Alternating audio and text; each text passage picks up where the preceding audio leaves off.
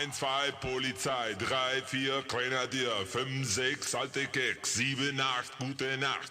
Alô, Leute! Esse é o Alemanha Cast, o podcast para quem quer saber mais sobre a Alemanha. Eu sou o Vermelho. Eu sou o Fábio. Pois bem, hoje vamos falar sobre os primeiros dias na Alemanha. Um convidado especial aí, recém-chegado na República da Merkel. Vamos compartilhar aí um pouquinho da experiência, como é que foi a chegada na Alemanha. Pois bem, só lembrando o pessoal aí nossas redes sociais, Instagram, Facebook, nosso e-mail podcast@alemanhacast.com.br e o nosso site alemanhacast.com.br. Não esqueça de deixar um joinha para nós lá no iTunes. Vamos para a pauta!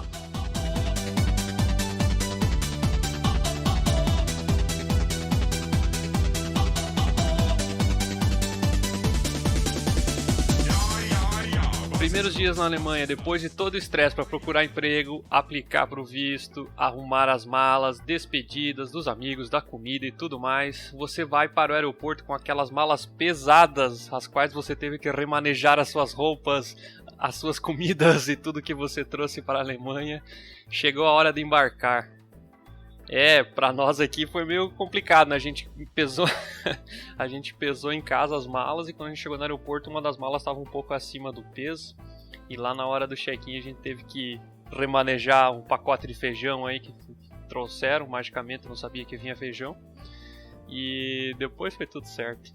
Eu também tive as malas pesadas lá e realmente uma deu um pouquinho mais, mas eles deixaram passar, deu cerca de 200, 300 gramas a mais. Então eles devem ter alguma tolerância ali.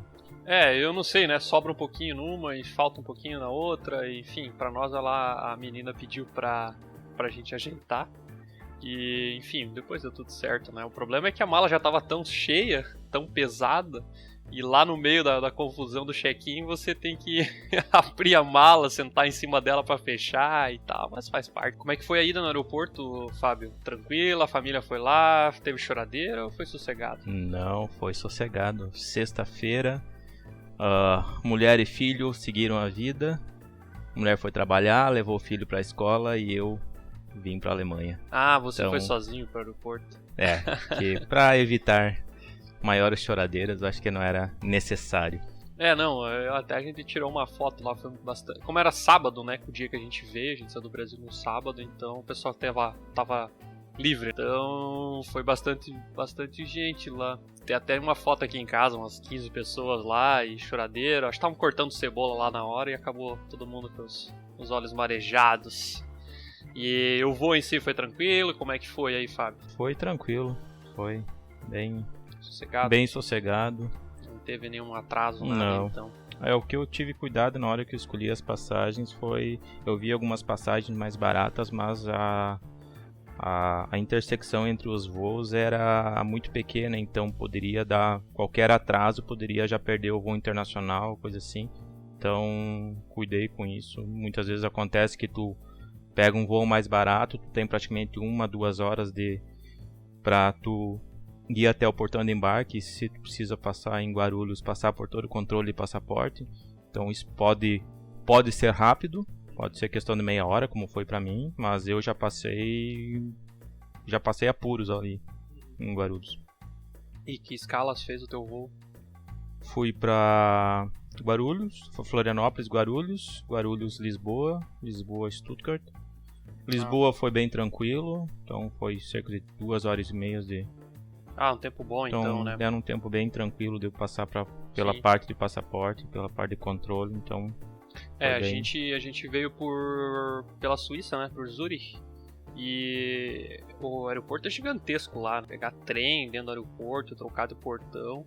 Mas a gente tinha mais ou menos umas 3 horas e pouco de intervalo entre os dois voos, então deu tempo. Eu acho que se tivesse sido 1h30, talvez não teria conseguido achar. Exatamente.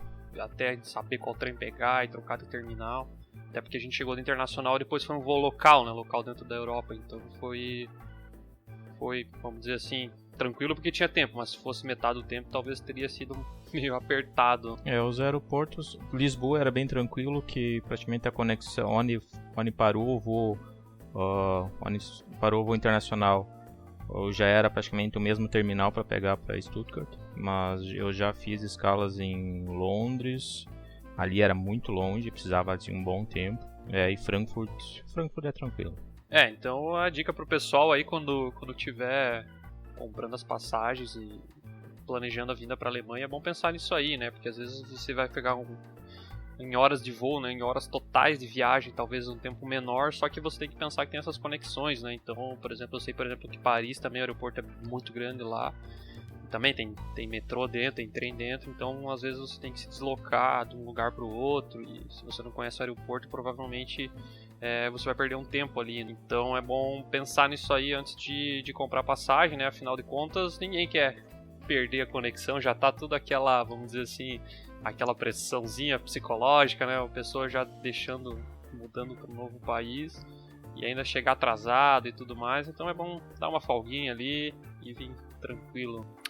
Pra nós também foi sossegado aí, foi tranquilo. A gente fez conexão, como eu falei, ali na Suíça, e depois veio direto pra Stuttgart. Então foi bem tranquilo. A gente chegou no aeroporto, até um colega nosso fez surpresa e foi buscar a gente. Foi até bom, porque nós estávamos com... Na época podia vir com mala de 32 quilos, então a gente veio com 2 de 32 cada um. Em 2 pessoas pra carregar tudo isso é meio pesadinho. E a gente pegou as malas e quando a gente desceu do portão ele tava lá. Então ajudou a gente a carregar as malas e levou até a guest house, que é onde a gente ia ficar. Pro Fábio eu fui lá ajudar, né? A gente foi lá ajudar ele. Agradeço então muito. Tranquilo, né? Então, eu acho que quando cada vez que chegar um colega aí, eu vou ajudar, né? Porque eu sei que não é tão simples assim. E foi até engraçado, a gente chegou, tomamos um banho lá na guest house e já fomos direto pro Biergarten, né? Tradicional, né? Tradicional, né? Era domingão, início da tarde, tava o verão terminando, né? Então tava mais ou menos quente ainda. A gente já foi pro Biergarten, já tomamos uma cervejinha lá, foi tranquilaço.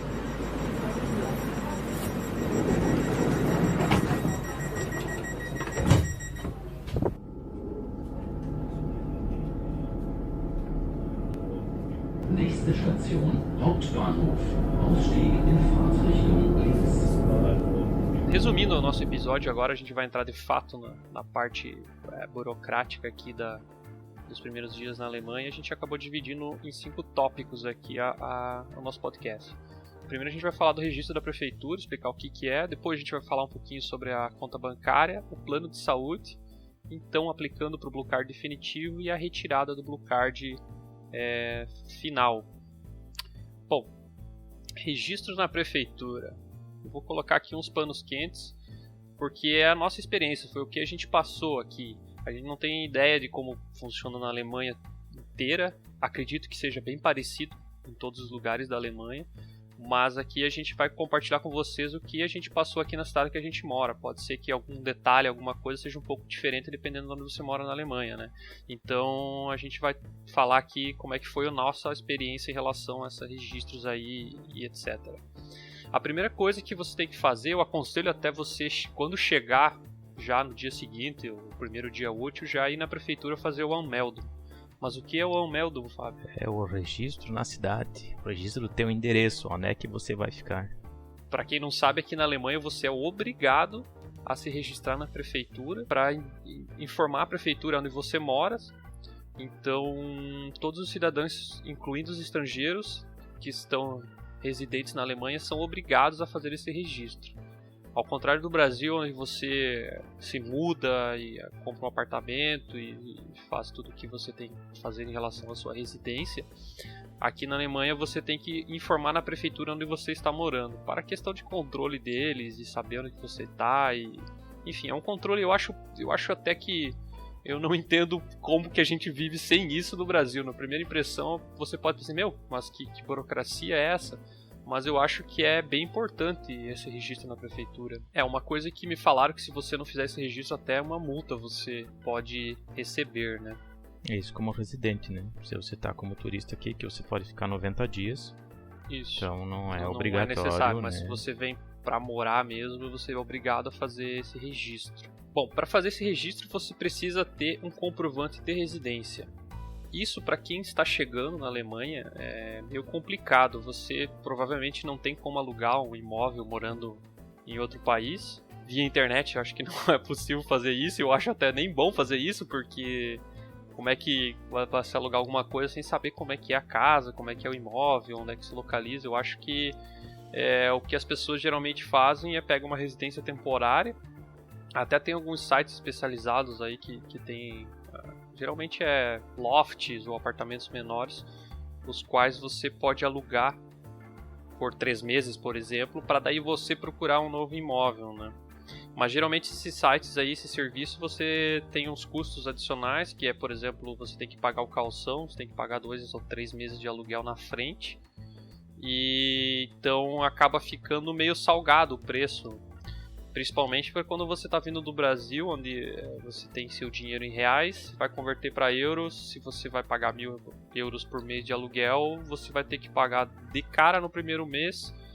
Vamos dizer que seriam 3 meses de calção mais o aluguel. Então você vai pagar 4.000 euros de uma única vez. Então isso é bem pesado. Esses apartamentos normalmente são mobiliados. Eu até fui atrás disso, era um dos meus primeiros objetivos, mas mesmo assim foi bem difícil de conseguir. Depende da região na Alemanha, as moradias estão muito escassas. Aí tem vários sites que auxiliam isso, mas eu tinha contato com um deles e tentei pelo menos umas 5 moradias e realmente não consegui. Então, o que eles chegavam ao ponto de avisavam, conversavam com o dono do apartamento em si, só que o dono queria conhecer a pessoa que iria morar no apartamento dele. Isso é uma coisa que é diferente aqui, né? No Brasil, por exemplo, o meu apartamento está alugado lá, a imobiliária fez a intermediação da negociação. Eu não tenho ideia da pessoa que mora lá, eu não sei se essa pessoa... Eu sei que talvez só numa conversa de 20 minutos você não vai identificar se a pessoa é cuidadosa, se a pessoa, né, que isso é uma coisa mais complexa de se ver. Mas eu não sei como é essa pessoa, né? E aqui na Alemanha é bem diferente. Eles querem saber quem você é, o que você faz. E tem uma, vamos dizer assim, se bater o santo, daí eles vão alugar pra você. Exatamente isso. Essa é a parte mais difícil. Não é só encontrar uma casa legal e alugar. Não, você vai ter que ainda passar por uma entrevista do dono da casa e se ele tá de acordo com o teu perfil, aí tá liberado. Isso é bem diferente. Eu queria, se um dia estiver no Brasil de volta e for alugar um imóvel, eu vou querer fazer isso aí. Será que vai dar certo? Já tive a mesma ideia. É diferente. Pra nós, assim, é diferente. Então, isso é uma coisa que tem que ser levada em consideração também. Então, no nosso caso, como a gente acabou ficando nessa guest house, a gente sabia, né, que provavelmente ia ser difícil conseguir um imóvel logo de cara, né? Até porque você tá chegando, então você tem que conhecer a cidade, ver como é que vai ser sua rotina de trabalho, como é que vai ser o transporte. Então a gente acabou ficando na guest house, onde a dona, ou a pessoa responsável sobre a guest house, preencheu um formulário chamado Wohnungsbestätigung para nós, que é um formulário que comprova, que diz que a gente estava hospedado lá, que a nossa residência era nesse local. Por que isso? Porque a gente precisa desse papel, a gente precisa de um comprovante de residência. Por exemplo, no Brasil você levaria, vamos dizer assim, a conta de telefone, a fatura do cartão de crédito, qualquer coisa assim, para você se registrar. Então aqui você tem que levar esse formulário, no caso, quando você não tem um apartamento ou um imóvel alugado no seu nome, né, senão você levaria o contrato, e para indicar para a prefeitura que você está morando nesse local. Por exemplo, se você estiver morando, que nem o seu caso, né, Fábio, que você está no Airbnb, você também teve que pegar isso com o proprietário. Também tive que fazer a mesma coisa com o proprietário em si. Na questão, o proprietário foi bem solícito, como o proprietário, ou na real, quem fez a parte do Airbnb, ele faz uma sublocação de um quarto, então ele não é o dono, então ele teve que ir atrás, solicitar pro dono do apartamento, da casa, para que realmente seria a comprovação. Você tá morando lá com eles, né, no caso. Isso, seria um Bestätigung que eu poderia morar lá. Certo. Né, o dono, o proprietário, então deixou claro que ele estava ciente, que realmente ele poderia sublocar o quarto, então aí com esse foi uma carta, mais esse documento, esse formulário que tu citou, eu fui lá na prefeitura e fiz o anúncio. Então, pessoal, eu acho importantíssimo vocês, antes de vir para a Alemanha, já ter isso já negociado, né? Por exemplo, se você for pegar um imóvel, né, para locação, no caso um quarto ou alguma guest house, por exemplo, é bom você já ter isso meio que alinhado já com o proprietário, meio não, né?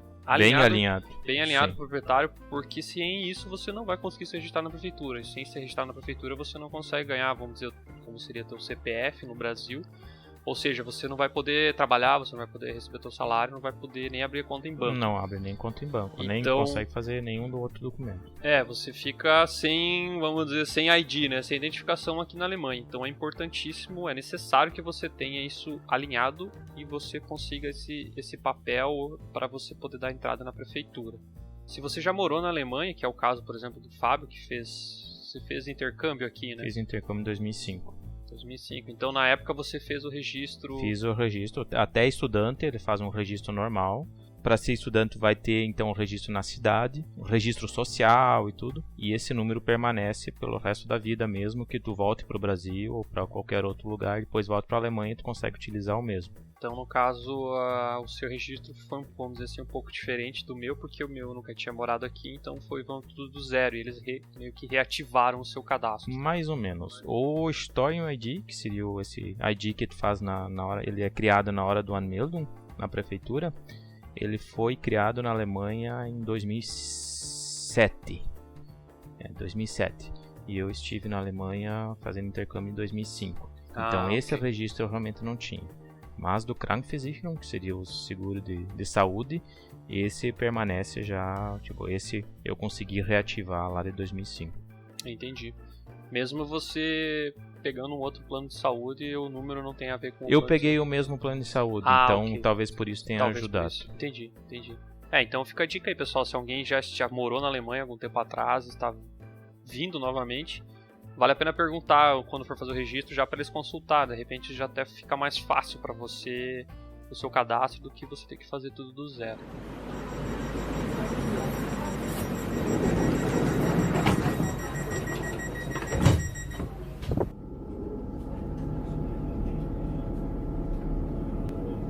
Nächste Station, Hauptbahnhof.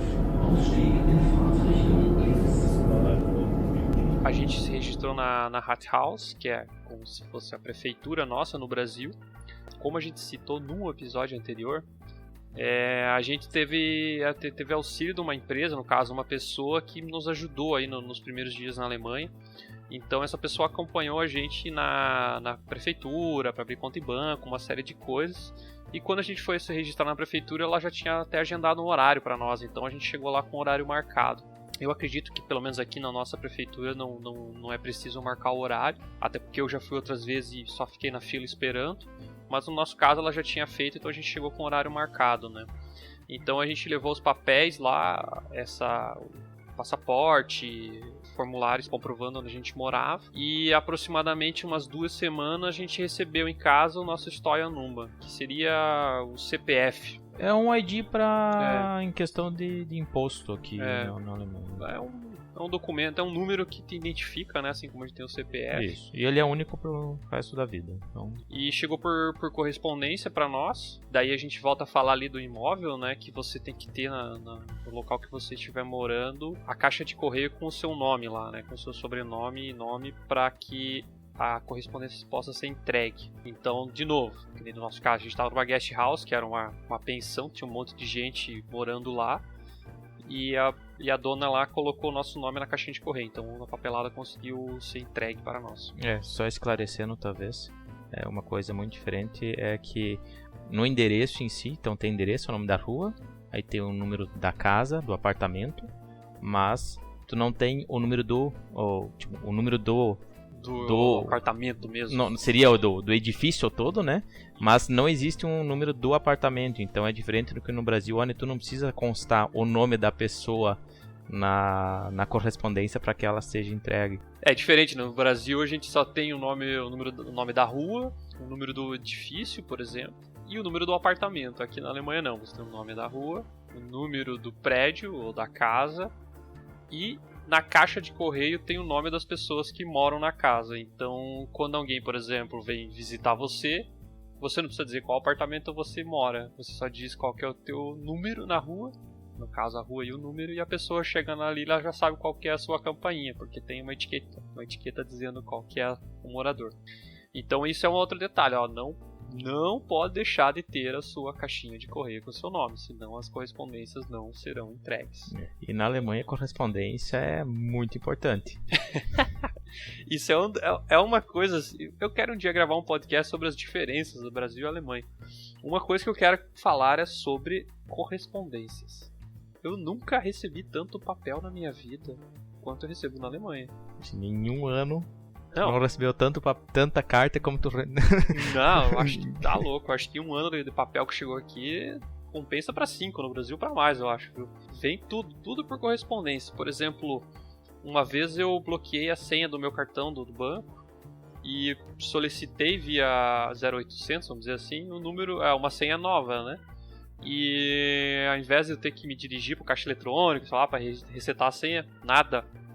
2 dias depois eu recebi uma carta com a senha nova em casa. Então é diferente. Depois de aproximadamente 2 semanas chegou o número do História Numa e também o pessoal comentou comigo se eu precisasse antecipadamente eu poderia ir na Hat House lá perguntar esse número, mas não foi necessário.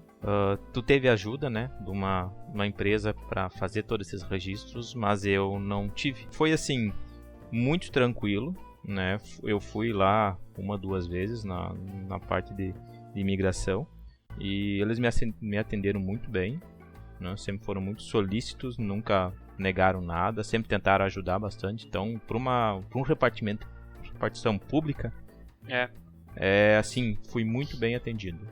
Então, nisso não tenho o que reclamar. O que eu ouvi já de alguns colegas, você fala alemão já, mas eu ouvi de pessoas que moraram em outros lugares, e no caso a Hat House era outra, né? Eles sofreram um pouquinho na questão da comunicação. Eles fizeram tudo que era para ser feito, mas o que aconteceu que talvez a pessoa que trabalha lá talvez não usa tanto o inglês, então ela também fica meio desconfortável assim de falar, não que eles não saibam, geralmente as pessoas até falam um pouquinho de inglês, mas eu vi pessoas que foi bem diferente. Enfim, então no caso a gente não teve problema, porque a gente tinha uma empresa auxiliando, então a pessoa falava alemão, claro, a pessoa era alemã, então foi tranquilo assim. Mas depois outras vezes que eu acabei indo lá e falei inglês com eles também foi tranquilo, né? Agora já tô arriscando um alemão aí, mas se a conversa ficar muito específica já fica difícil.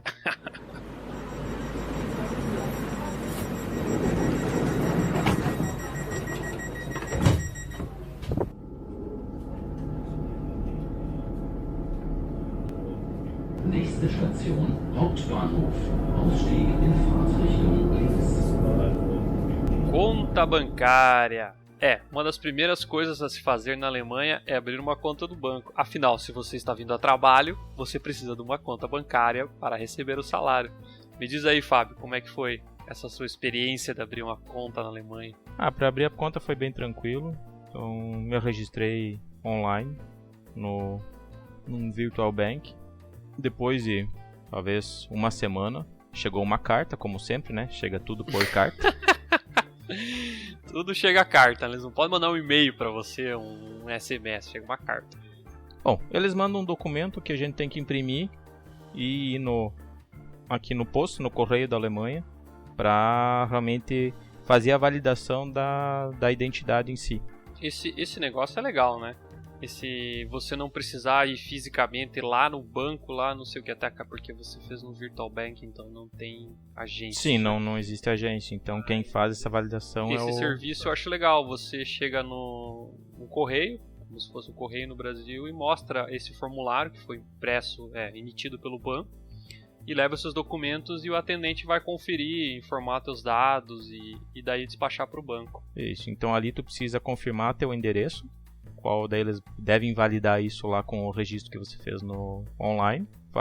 Tiram uma cópia do passaporte, a questão foi passaporte, e eles mandam isso por correio, acho que para o próprio banco, e deu cerca de 10 dias e chegou o cartão em casa. Então já tinha, o próprio banco já fornecia um aplicativo tanto para o Android, tanto para o iPhone. Então já dava para acompanhar tudo por ali, então a conta em si já estava aberta. Já tinha o IBAN, então. Já tinha o IBAN, já poderia fazer transferência do Brasil para cá, podia utilizar. Entrar dinheiro, mas sair não podia. Tu poderia fazer Sim, compras online em si, mas sacar tinha. dinheiro ainda não era Não possível. dava. Isso demorou cerca de 10 dias. No meu caso eu abri uma conta num banco tradicional mesmo, num banco normal, com agências físicas. E também, na verdade, eu levei o mesmo formulário que eu usei no registro da prefeitura para comprovar meu endereço. Mas também foi bem tranquilo, assim, preenchi alguns dados lá, ela me perguntou algumas coisas, onde é que eu ia trabalhar e etc. E eu acabei optando por esse banco, primeiro porque ele não tinha taxa de manutenção de conta, ou seja, se eu recebesse o salário por ele mensalmente, eu não tinha custo de manutenção. E também era um dos poucos que tinha home banking em inglês, né? Como pra mim o alemão não é tudo aquilo, então facilitou bastante a questão do home banking em inglês pra mim.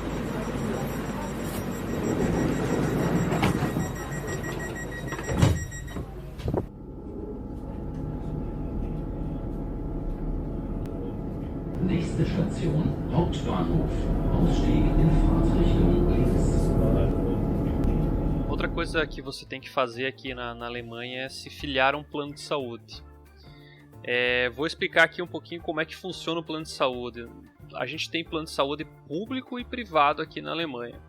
Mas, ao contrário do que parece, não é porque é público que é de graça. Aqui na Alemanha funciona da seguinte forma: você tem desconto direto em folha do seu salário, mesmo que você tenha optado por utilizar um plano de saúde público.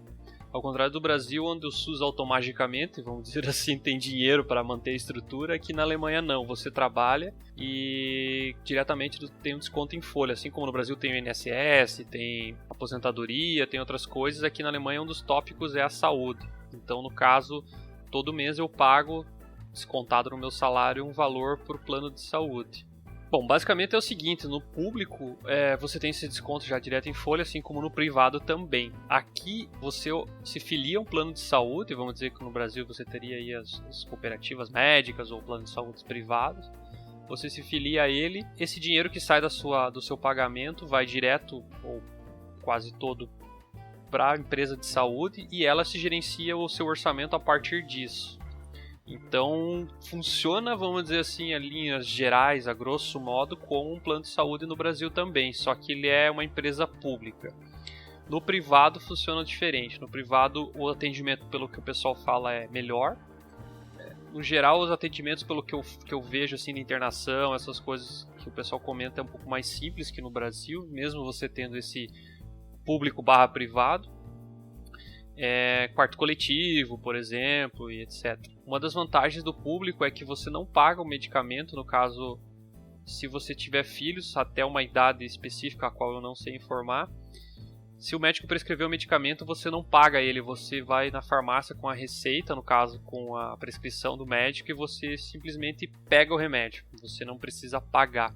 E já ouvi também de pessoas adultas que, no caso, também dependendo da doença, dependendo do problema que for, o remédio também é de graça. Em outros casos, o remédio custa 5 euros. Até a gente já teve que ir no médico e a gente chegou lá e era 5 euros. Depois, na segunda vez, a gente foi de novo e não sei o que lá, 5 euros. Eles têm algum esquema diferente aqui em relação aos medicamentos. No Brasil, controle do medicamento, que é muito mais rigoroso do que no Brasil. Com certeza. E, por exemplo, no Brasil, se você for lá no posto, você consegue no postinho pegar o remédio, né, de graça. Aqui não, né, você vai direto nas farmácias que estão espalhadas aí. Qualquer farmácia, tu chega com a receita e consegue pegar o medicamento.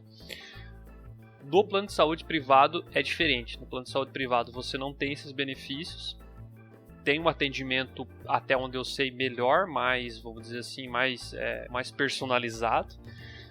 Mas você não tem essa questão dos medicamentos assim até a informação que a gente tem, tá? O que acontece é que se você optar pelo privado, você não pode depois voltar ao público. Uma vez você estando optando por esse plano de saúde privado, você não consegue voltar para o público. Eu queria só adicionar a questão do público em si. Tu consegue agregar toda a família. Então, se tu tiver mulher e filhos, né, o público ele já vai cobrir isso automaticamente. Claro que vai ter que fazer o registro, mas ele não vai ter que custar algo a mais. Já o privado praticamente tem que fazer, criar um plano para cada um e tu vai pagar essa para cada um, ou até, eu não sei qual a diferença em si, mas o privado já vai ter que fazer um registro e pagar separado para cada pessoa, para incluir cada uma das pessoas. Então essa é uma das grandes diferenças. O que o público, assim, o que em geral funciona com o público aqui é a questão, não sei se vocês estão, questão de médico da família, né, o médico na região em si, onde você mora. Então isso também serve o tal do anmeldung, né, o registro na cidade. Tu vai ter um médico que vai te orientar qualquer que tu precise, qualquer coisa que tu precise, você vai se dirigir a ele. Tu não vai direto num especialista, porque tu não vai conseguir marcar uma consulta em si. Quem marca uma consulta no especialista vai ser realmente esse médico da família, né? Seria um clínico geral, traduzindo no Brasil. Então, ele vai ver a gravidade, vai tentar, talvez, primeiramente tratar de uma forma mais simples, sem fazer grandes exames, sem fazer tomografia, alguma coisa assim que custe mais caro. E aí, se realmente ele vê que é uma coisa mais grave, ele vai passar para o especialista.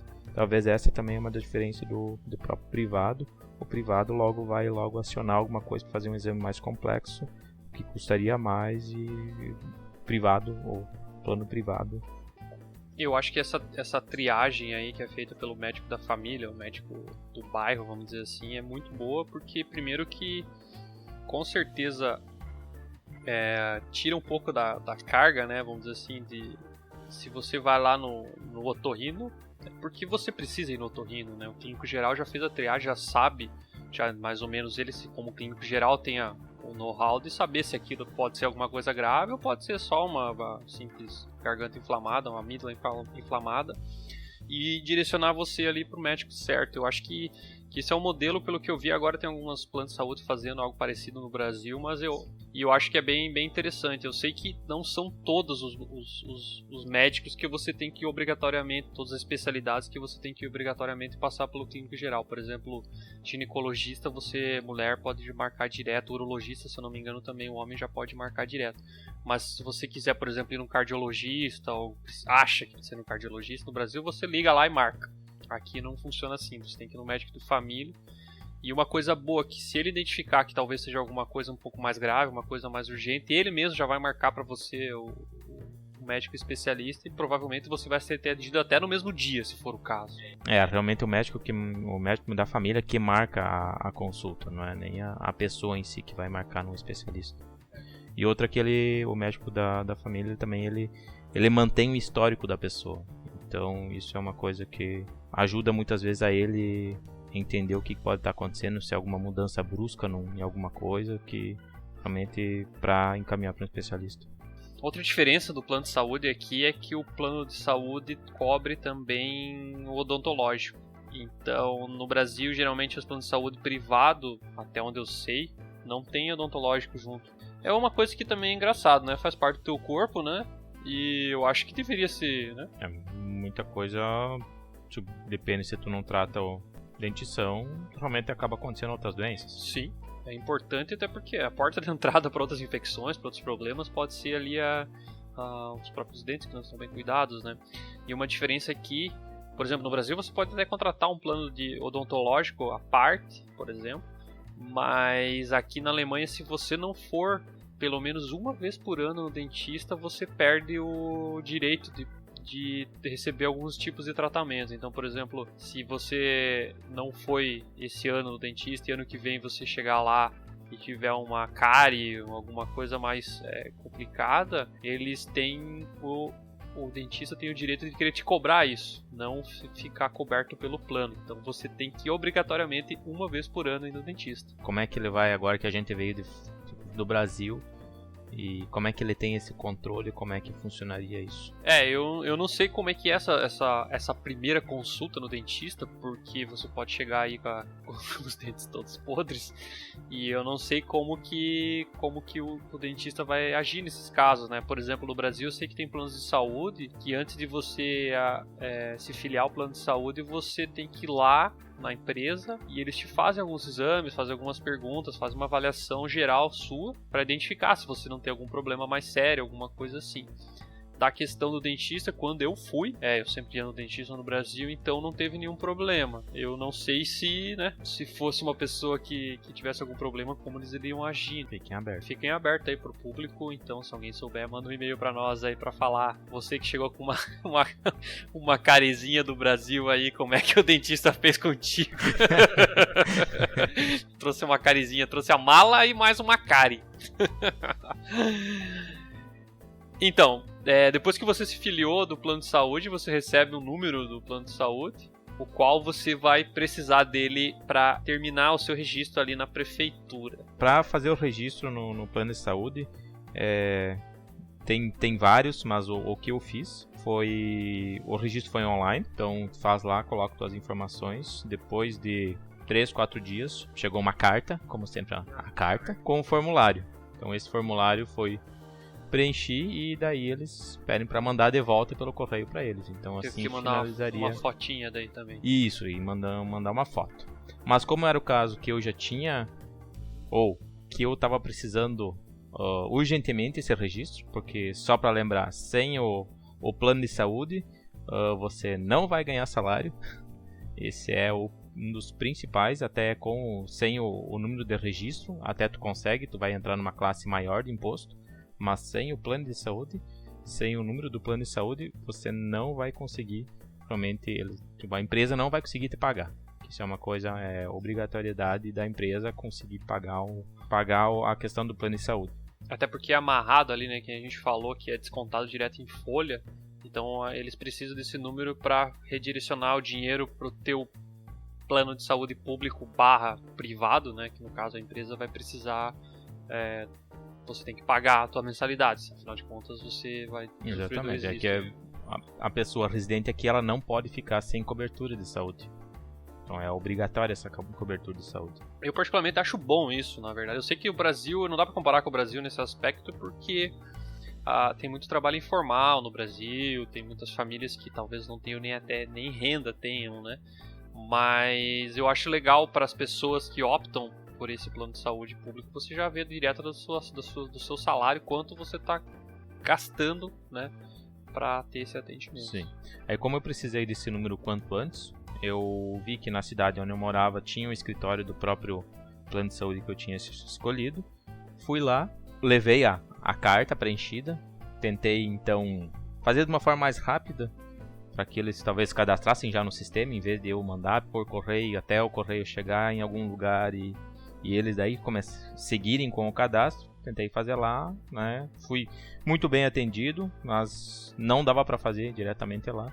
Então ali que eu descobri que eu tinha o número do meu seguro de saúde antigo e daí eu consegui utilizar. Então não precisei fazer o meu registro, realmente parou no meio e eu simplesmente... fez um update. Isso. Mas a mesma ali ela ainda... pegou um outro formulário e ali eu coloquei alguns dados mais a foto. Estou aguardando agora o cartão do seguro de saúde chegar. Mas no chegar. caso o número você já tem. O número eu já tenho, já passei tudo para a empresa, então... É bom já nos primeiros dias que tiver na Alemanha já resolver essa questão para... E nem o Fábio falou, sem esse número, sem esse registro você não recebe o salário. Eu acho que eu sugeriria, na hora que você tem um endereço realmente fixo, que você tenha o teu nome lá na caixa de correio, já faça o cadastro online. Então é o mais simples, tu não depende do registro da cidade em si, ou do número lá do Storned, para fazer o cadastro. Simplesmente precisa realmente de um endereço para que eu receba a carta e o formulário para encaminhar isso.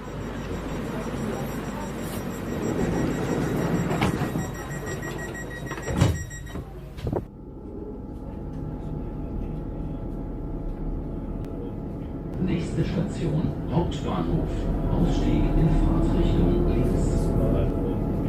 A aplicando para o Blue Card definitivo.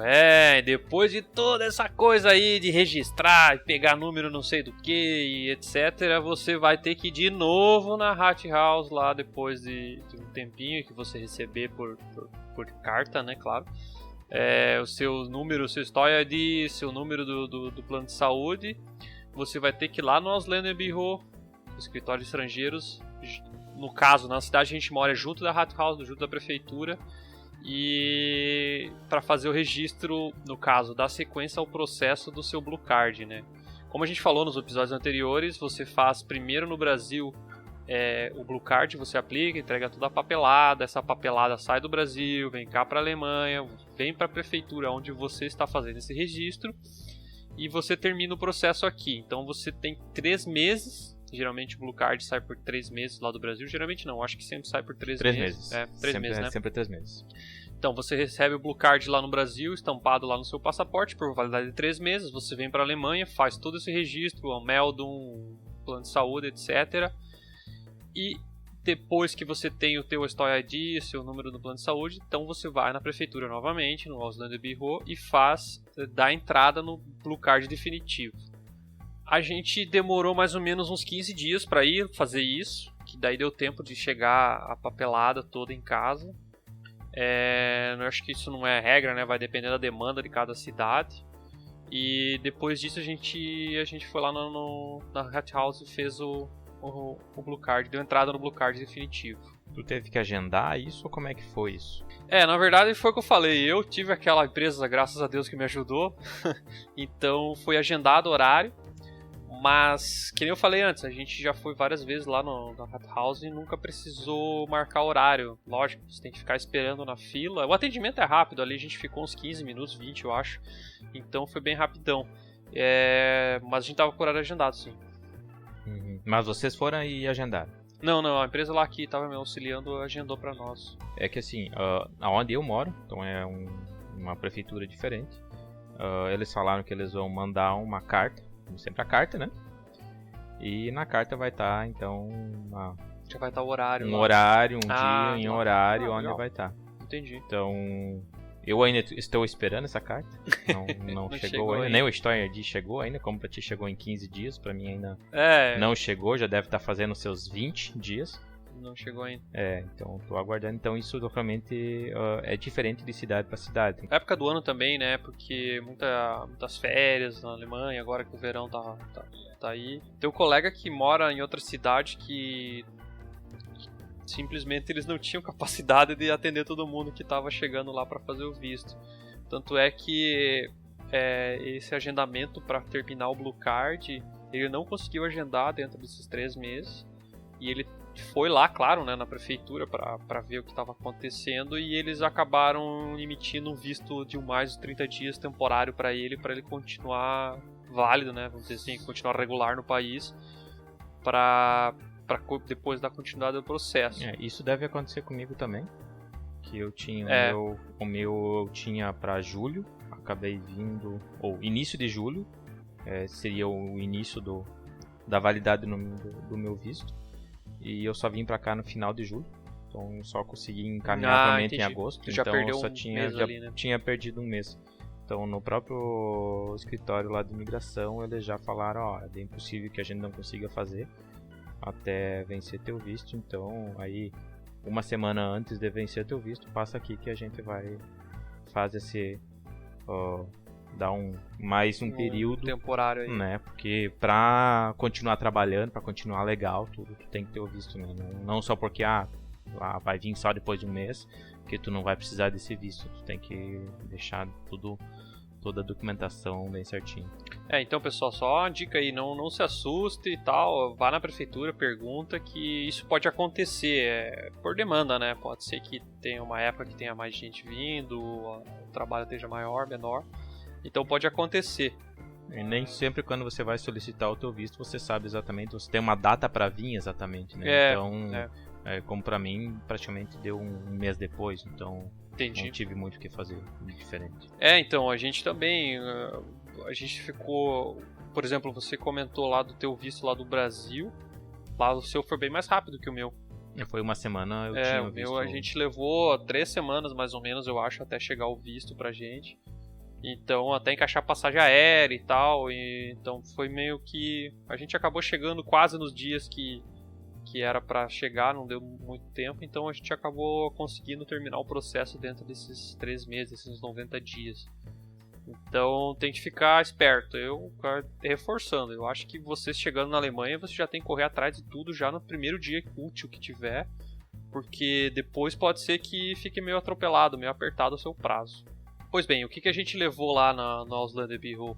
A gente levou o passaporte, a cópia do contrato de trabalho, a gente levou um comprovante do seguro-saúde, no caso que a gente estava afiliado a um plano de saúde, foto biométrica, que não é a foto do seu dedo, né? A foto biométrica a gente já comentou no outro episódio, é o formato alemão, naquela medida. 3,5 por 4,5. Foi eu e minha esposa, a gente fez o registro junto. Então foi a cópia do meu contrato, as 2 fotos, a minha e dela, os passaportes, o plano de saúde, meu e dela. O formulário que a gente pegou quando a gente fez o Anmeldung.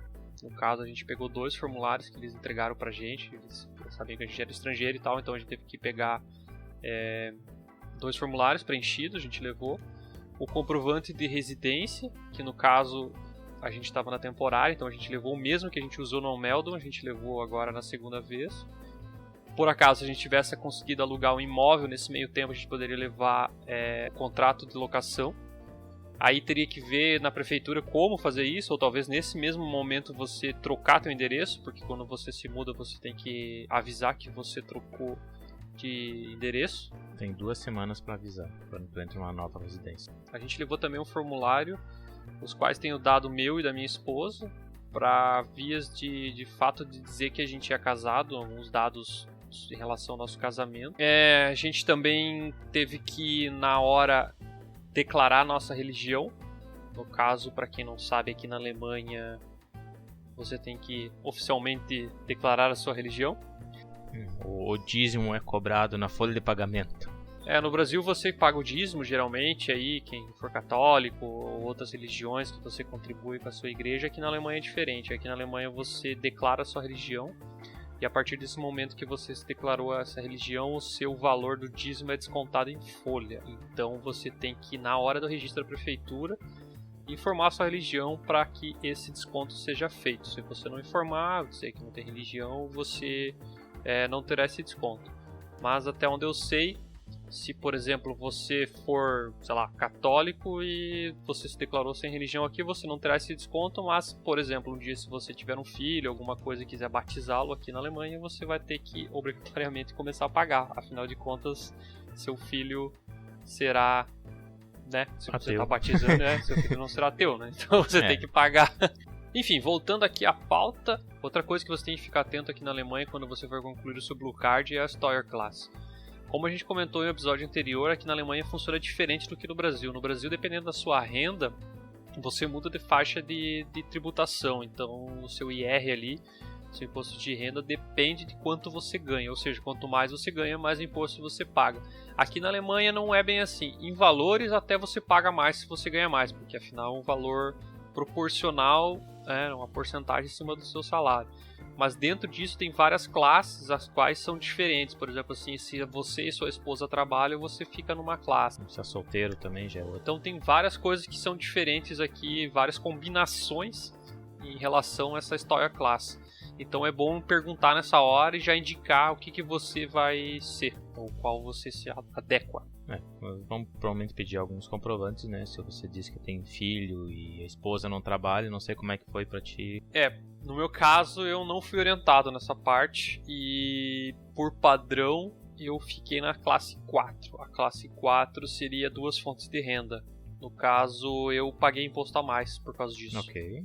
Na verdade, como eu vim a trabalho e a minha esposa veio sem trabalhar, eu teria que ser classe 3. Então eu acabei pagando a mais impostos. Eu consegui reaver depois na restituição, né, na declaração de imposto de renda no ano seguinte, só que é bom você nesse momento já saber certinho qual você é e falar para eles. Até, se eu não me engano, tem um formulário que é o mesmo formulário que eu preenchi quando eu descobri que estava com a classe errada. Você tem que ficar atento a esse detalhe quando você for terminar o seu Blue Card. E além disso, claro, né, na Alemanha você paga tudo, você paga até para ir no banheiro. Se você vai fazer o seu registro ali para terminar o seu Blue Card, você tem que pagar uma taxa também. No meu caso, foram 110 euros cada um. Então, eu não sei se isso varia de lugar para lugar e tal, mas aqui, só para vocês terem uma base, foi o valor que a gente gastou. Então, eu e minha esposa foram 220 euros. Enfim, resumindo aqui, você também não precisa se preocupar muito sobre o que levar ou qual a relação de documentos que devem ser entregues, até porque eles vão te passar isso lá quando você fizer o seu Almeldum. A questão de informação sempre eles são bem claros.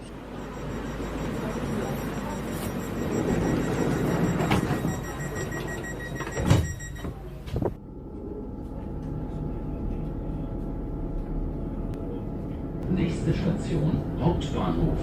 Ausstieg in Fahrtrichtung links. Finalmente, depois de aproximadamente 30 dias, a gente acabou recebendo uma carta, claro, uma carta, sempre tem carta, com um código, um PIN numa, e a gente foi na prefeitura para retirar o Blue Card definitivo. E finalmente, depois de tanta novela, a gente recebeu confirmação de que estava tudo certo, era só a gente ir lá na prefeitura, no caso, retirar o documento. Bom, basicamente é um cartão, se fosse uma identidade nossa no Brasil, que contém... É uma permissão de residência. Isso, a permissão de residência é uma espécie de identidade, tem uma foto, tem um endereço, uns detalhes assim. Com isso você está liberado para ficar trabalhando e vivendo na Alemanha sem precisar andar com o seu passaporte no bolso. Essa identidade é muito semelhante à própria identidade alemã em si.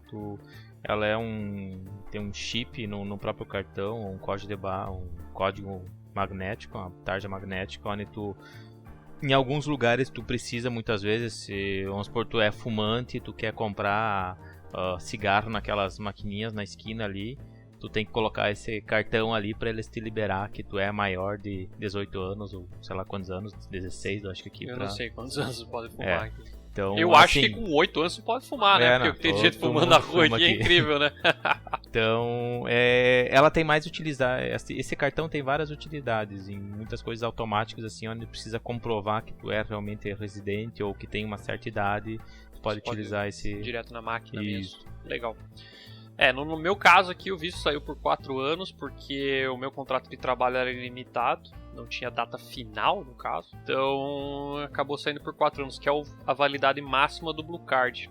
No caso, se você tiver um contrato de trabalho com data final, por exemplo, 2 anos, provavelmente o seu visto vai sair com a data final do seu contrato. E depois que a gente pegou o Blue Card, no caso, essa identidade, a gente recebeu também um documento explicando descrevendo qual era a minha profissão, onde eu trabalhava e etc. E eles me informaram que se um dia eu vier a trocar de emprego, eu tenho que informar a Rathaus ali, a prefeitura, para que esse cadastro seja atualizado. Porque tem todo o controle que a gente comentou em outros episódios, que o Blue Card é voltado para algumas áreas de algumas profissões que estão em demandas na Alemanha. Então, no caso, a área de TI, a área médica, engenharia, etc. Então eles precisam ter um controle para saber quando você está trabalhando, quanto você está ganhando, etc. Para que... Se você vai manter os critérios para tu manter o teu Blue Card, né? E como eu falei ali, tirei umas cópias disso, tive que entregar na empresa também para controle deles lá. E no mais foi isso, assim, sem segredo nenhum. Fui lá, sem horário marcado, peguei a senha e fui atendido. Eu acho que quanto maior a cidade, mais burocracia tem em questão de horários, né? Então, as cidades maiores, as cidades polos, assim, elas vão provavelmente vai precisar marcar um horário em si. Eu não sei daí se marca online, se isso se marca. Eu acho que isso como depende muito de cada prefeitura, eu acho que isso deve variar bastante, né? A minha aqui é uma cidade menor, pedi a senha lá na máquina mesmo e fui atendido ali rapidinho, não teve muito segredo não. Então é isso. Temos um programa. Eu vou novamente aqui dar o conselho para vocês aí que estão vindo já tentar resolver o mais rápido possível essas coisas quando chegar na Alemanha, para vocês já ficarem com o caminho livre para conseguir o seu visto definitivo, no caso. É importante nessa fase aí não deixar queimar nada, não esquecer de fazer o registro ali no plano de saúde, no Meldon, abrir a conta no banco. Endereço é o principal ponto e um dos mais complicados de fazer de forma remota. De forma do Brasil é muito complicado de fazer a questão de conseguir uma moradia aqui já mais definitiva. Provavelmente vai pegar uma provisória. Então vai atrás depende de onde é que vai ficar. Tem vários sites, vários lugares onde consegue moradias provisórias em si, mas mesmo assim não é fácil. A demanda de moradias aqui na Alemanha é muito diferente que no Brasil. No Brasil tu simplesmente chega lá e escolhe o que tu quiser e diz que tu vai pagar e simplesmente está alugado.